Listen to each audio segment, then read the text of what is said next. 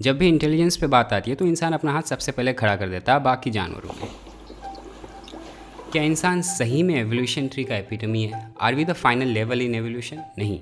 Evolution मतलब होता है क्रिएशन कंटिन्यूज, मतलब कि change is the only constant. इसलिए हम बस एक पड़ाव हैं, गाड़ी आगे और जाएगी, और आगे जाने का मतलब प्रोग्रेस नहीं। एवोल्यूशन जस्ट इंश्योर्स चेंज ताकि ऑर्गेनिज्म सर्वाइव कर सके करंट सर्कमस्टांसेस में। Evolution does not necessarily ensures progress. इसलिए होमो सेपियंस कोई फाइनल डेस्टिनेशन नहीं है या अल्टीमेट फॉर्म नहीं है लिविंग बींग्स का। लेकिन कुछ तो है हम में जो बाकी जीव जंतु से हमें इतना अलग बनाती है। बायोलॉजिकली हम सब एक ही कंटिन्यूम में हैं, लेकिन culturally we are very different. और इस अंतर को देखना ज़्यादा हार्ड भी नहीं है। बाकी स्पीसीज अभी भी जंगल में ही है, और हम लोग जंगल कब का छोड़ दिए या साफ़ कर दिए, जो बोलो। बाकी जानवर हर दिन खाने के लिए आज भी मशक्क़त करता है, हमारा वैसा सीन नहीं रहा अब। आज तो उल्टा हम ओबेसिटी से परेशान हैं। और रहन सहन भी देखो तो बाकी जीव जंतु के मामले में हम काफ़ी कॉम्प्लेक्स कल्चरल सेटिंग में ऑपरेट करते हैं। जीवन जीने का जो बेसिक रिक्वायरमेंट रहता है उससे हम आगे आ चुके हैं। हम हमेशा खतरा या खुराक के बारे में ही नहीं सोचते हैं, अगर कभी सोचते भी हैं तो। लास्ट टाइम आपको याद है जब आपको बहुत ज़ोर से भूख लगी हो? सही में बहुत ज़ोर से। हमें टाइम टू टाइम खाना मिल ही जाता है। आज पेट भर जाने के बाद हम पेंटिंग करते हैं, गाना सुनते हैं, ब्रिज बनाते हैं, और अब तो हम दूसरे प्लेनेट पे घास उगाने के लिए सोच रहे हैं। हम जिंदगी एक मायने के साथ जीते हैं। तो ऐसा क्या है हमारे पास जो हमें काफ़ी अलग करती है बाकी लाइफ फॉर्म से इस धरती पे? और वो है इंसान का दिमाग। I am not saying we are the most intelligent, क्योंकि intelligence is something that becomes hard to measure across species. और वैसे ह्यूमन इंटेलिजेंस के हिसाब से देखो तो दूसरे इंटेलिजेंट स्पीसीज भी हैं जो हमारे तरह टूल्स यूज़ करते हैं। उनके सोशल लाइफ में भी कॉम्प्लेक्सिटी है, हायरार्की होता है। बहुत मैमल्स में आपको ये मिल जाएगा। बहुत एनिमल्स डेथ रिचुअल्स को भी फॉलो करते हैं। हाथी एक एग्जाम्पल है। कुछ जानवर ऐसे भी हैं जो हम लोग की तरह खुद को आईना में पहचानते हैं, प्राइमेट्स स्पेशली।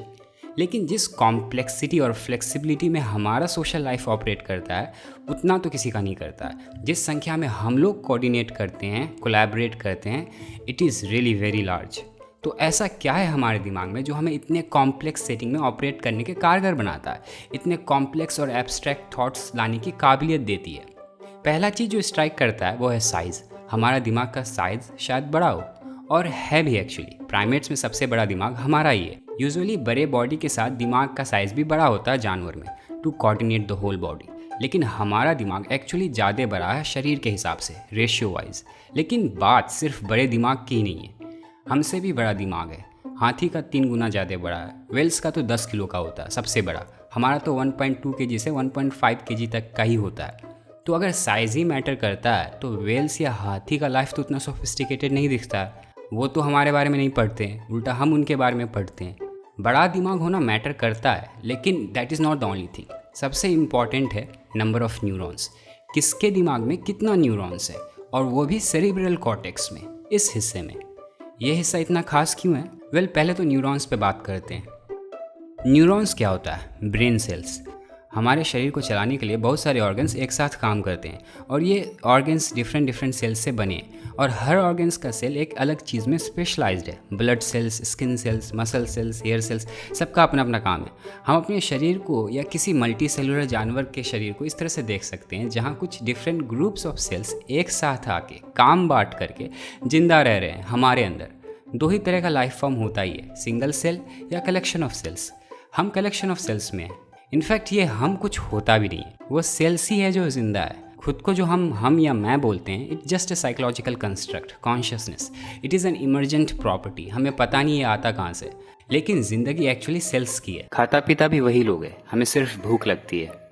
उसी तरह से न्यूरॉन एक टाइप ऑफ ब्रेन सेल्स है, जिसे आप नर्व सेल भी बोल सकते हो, क्योंकि न्यूरॉन सिर्फ आपके ब्रेन तक लिमिटेड नहीं होता है, बाकी नर्वस सिस्टम में भी न्यूरॉन्स होते हैं। आपके फिंगर टिप, आईलिड से लेकर के अंगूठे तक, एवरीवेयर इन द बॉडी। एक सिंगल न्यूरॉन को आप इंफॉर्मेशन प्रोसेसिंग यूनिट के तौर पे भी देख सकते हो। ये दूसरे न्यूरॉन से कॉम्प्लेक्स सर्किट बना करके कम्युनिकेट करता है, एक्सटर्नल इन्वायरमेंट से इनपुट लेके हमारे मोटर एक्शंस को कोऑर्डिनेट करता है, और भी बहुत कुछ। सिंपल भाषा में बोले तो बाकी सब सेल्स के ग्रुप में न्यूरॉन्स के ग्रुप ने ठेका लिया है बाकी सेल्स को सेफ रखने के लिए, कहाँ खतरा है कहाँ नहीं है ये बताने के लिए, गाइड करने के लिए। तो दिमाग के साइज़ के साथ जो सबसे इम्पॉर्टेंट है वो है न्यूरॉन्स। वो कितना है किसके दिमाग में, वो भी सेरिब्रल कॉर्टेक्स में कितना न्यूरॉन है। अब ये सेरिब्रल कॉर्टेक्स क्या है? दिमाग के इस हिस्से को हम सेरिब्रल कॉर्टेक्स बोलते हैं, जो फोल्डेड वाला पार्ट होता है ना वो। जो कि बहुत ही इंपॉर्टेंट है। बहुत सारा हाई ऑर्डर डिसीजन यहाँ से पास होता है, सेंसेशन, मेमोरी, परसेप्शन, रीजनिंग। इसे आप अल्टीमेट प्रोसेसिंग यूनिट भी बोल सकते हो।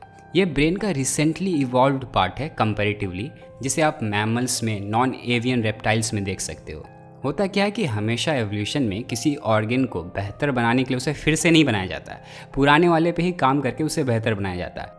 ब्रेन में जो सेरिब्रल कॉर्टेक्स है, ये परत पुराने ब्रेन के ऊपर लगा है ताकि ब्रेन बेहतर हो सके उन स्पीसीज़ में जिनका लाइफ थोड़ा कॉम्प्लेक्स है पुराने वाले से। ऐसे स्पीसीज़ सिर्फ लेफ्ट राइट अप डाउन ही नहीं करते हैं, उनके लाइफ में प्लानिंग और रीजनिंग भी इन्वॉल्व होता है।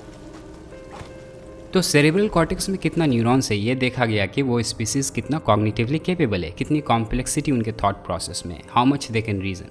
हाथी का दिमाग हमसे बड़ा ज़रूर है, लेकिन हाथी के सेरेब्रल कॉर्टेक्स में 5.6 बिलियन न्यूरॉन्स ही है, और हमारे होमोसेपियंस के सेरेब्रल कॉर्टेक्स में 16 बिलियन न्यूरॉन्स। टोटल न्यूरॉन्स हमारे दिमाग में 86 बिलियन, जिसमें 16 सेरेब्रल कॉर्टेक्स में और बाकी बचे ब्रेन के पार्ट्स में।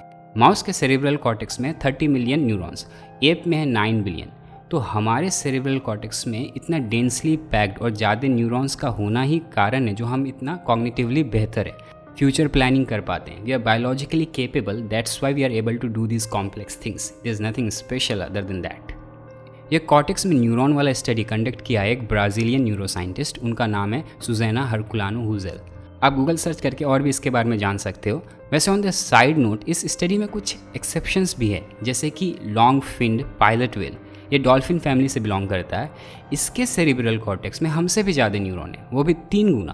तो क्या ये हमसे ज़्यादा कॉग्निटिवली कैपेबल है, स्मार्ट है? वेल, आई डोंट नो, दिखता तो नहीं है।